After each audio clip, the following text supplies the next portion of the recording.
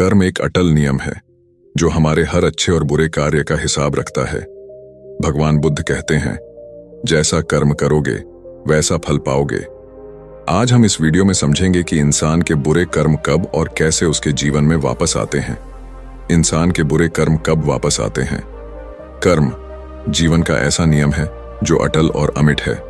प्रकृति का नियम है कि आप जो देते हैं वही लौट कर आता है। प्रेम देंगे तो प्रेम ही मिलेगा, नफरत देंगे तो नफरत लौट कर आएगी, सुख देंगे तो आपका जीवन सुखद होगा। भगवान बुद्ध ने कहा है, दूसरों के साथ वैसा ही व्यवहार करो जैसा तुम अपने लिए चाहते हो। यही सबसे बड़ा धर्म है। बुद्ध कहते हैं, कर्म तुम्हारा सच्चा साथी है। जो कर्म हम करते हैं उनका असर हमारे जीवन और भविष्य दोनों पर पड़ता है। यह समझना जरूरी है कि बुरे कर्म क्यों और कैसे वापस आते हैं। भगवान बुद्ध ने कर्म के चक्र को गहराई से समझाया है। उन्होंने कहा, हर इंसान अपने कर्मों का मालिक है। इसका मतलब यह है कि हम जैसा बीज बोते हैं वैसा ही फल हमें मिलता है। अगर हम दूसरों को दुख देंगे तो वह दुख किसी न किसी रूप में हमारे जीवन में लौटेगा। भगवान बुद्ध के अनुसार कर्म मुख्यतः 3 प्रकार के होते हैं। शारीरिक कर्म, जो कार्य हम अपने शरीर से करते हैं, जैसे किसी की सहायता करना या किसी को चोट पहुंचाना। वाचिक कर्म, जो कार्य हम अपनी वाणी से करते हैं, जैसे सच बोलना, झूठ बोलना या किसी को अपमानित करना। मानसिक कर्म, जो कार्य हम अपने विचारों से करते हैं, जैसे ईर्ष्या, घृणा या करुणा का भाव। हर प्रकार का कर्म हमारे जीवन पर प्रभाव डालता है। अगर हम बुरे विचार, बुरी बातें या बुरे कार्य करते हैं तो उनका असर हमारी मानसिक शांति, रिश्तों और भविष्य पर पड़ता है। बुरे कर्मों का प्रभाव कब और कैसे? भगवान बुद्ध ने कहा है कि बुरे कर्म का फल 3 चरणों में मिलता है। तत्काल प्रभाव, कुछ कर्मों का असर हमें तुरंत देखने को मिलता है। उदाहरण के लिए, अगर आप गुस्से में किसी को बुरा भला कहें तो सामने वाला तुरंत गुस्सा करेगा और रिश्ता खराब हो सकता है। किसी को धोखा देने पर तुरंत उसका भरोसा टूट सकता है। मध्यमकालीन प्रभाव, कुछ कर्म धीरे धीरे प्रभाव डालते हैं। जैसे अगर आप बार बार झूठ बोलते हैं तो लोग आप पर विश्वास करना बंद कर देंगे। अगर आप लालच या स्वार्थ से काम करते हैं तो आपके आसपास के लोग आपसे दूरी बना लेंगे। दीर्घकालीन प्रभाव, कुछ कर्मों का फल जन्मों तक चलता है।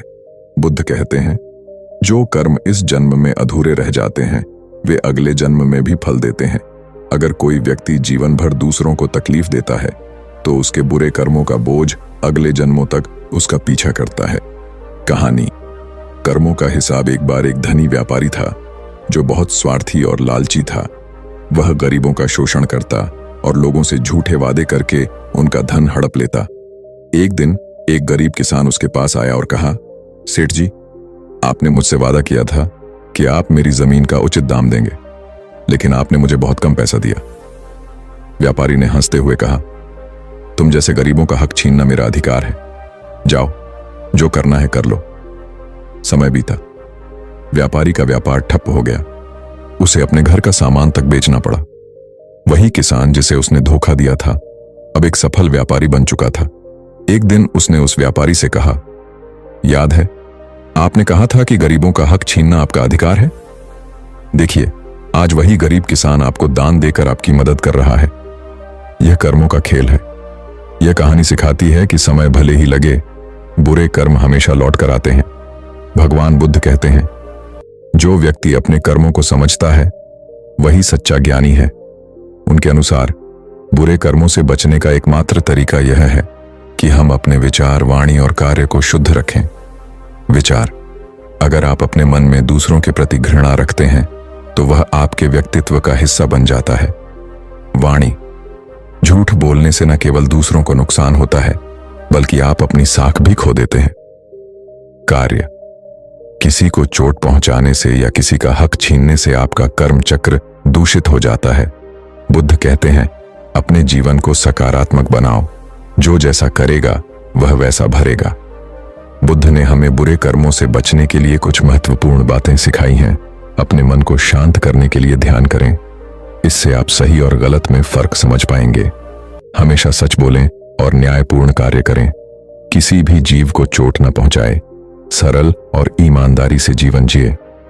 दूसरा उदाहरण, राजा और साधु। एक राजा ने अपनी प्रजा पर अत्याचार किया।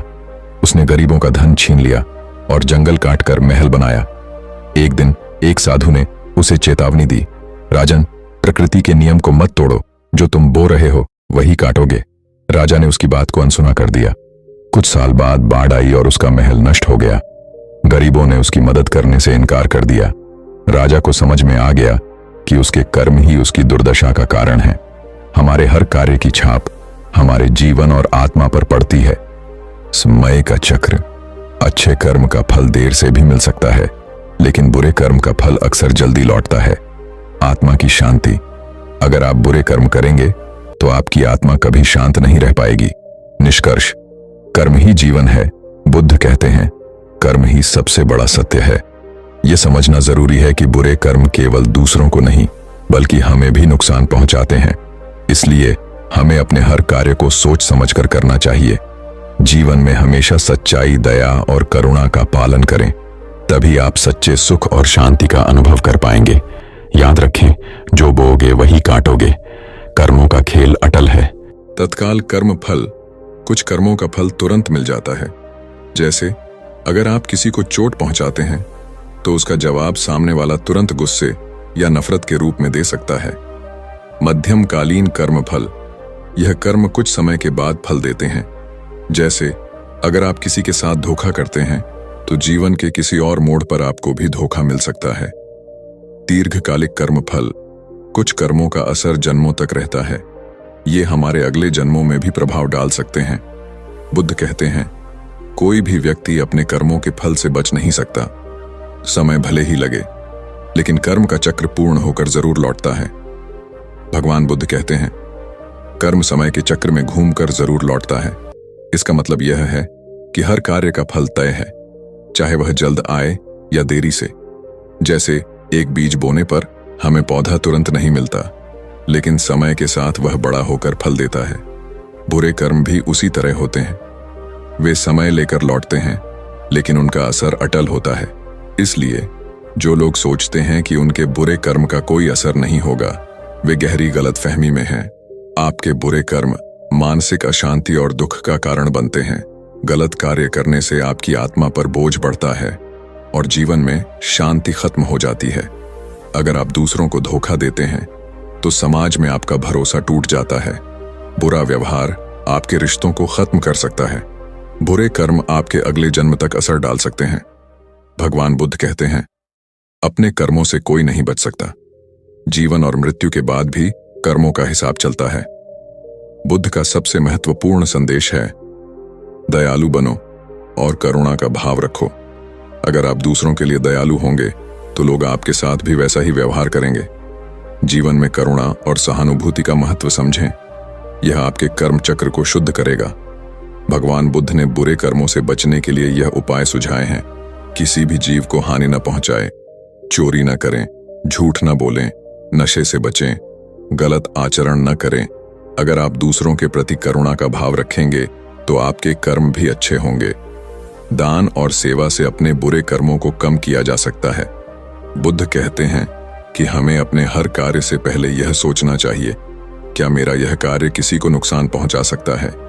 क्या यह कार्य मुझे मानसिक रूप से परेशान करेगा? क्या यह कार्य मेरी आत्मा के लिए सही है? अगर उत्तर हाँ है तो यह निश्चित है कि वह कार्य बुरा है। इसे करने से बचें। यदि आपने अपने जीवन में बुरे कर्म किए हैं तो उनसे उबरने के लिए यह प्रयास करें, स्वीकार करें। सबसे पहले अपने गलत कार्यों को स्वीकार करें, प्रायश्चित करें, अपने बुरे कर्मों के लिए क्षमा मांगें और उनका प्रायश्चित करें। अच्छे कर्म करें, दूसरों की मदद करें और अपने जीवन को सुधारें। बुद्ध कहते हैं, अच्छे कर्मों से आप अपने बुरे कर्मों का प्रभाव कम कर सकते हैं। बुरे कर्म लौट कर जरूर आते हैं, इसलिए जीवन में हमेशा अच्छा करने का प्रयास करें। दयालु बने, सत्य का पालन करें और दूसरों के प्रति सहानुभूति रखें। यही जीवन का सार है। याद रखें, कर्म का चक्र हमेशा घूमता रहता है। आज आप जो बो रहे हैं वही कल आपको लौटकर मिलेगा। इसलिए अपने कर्मों को शुद्ध और सकारात्मक बनाइए।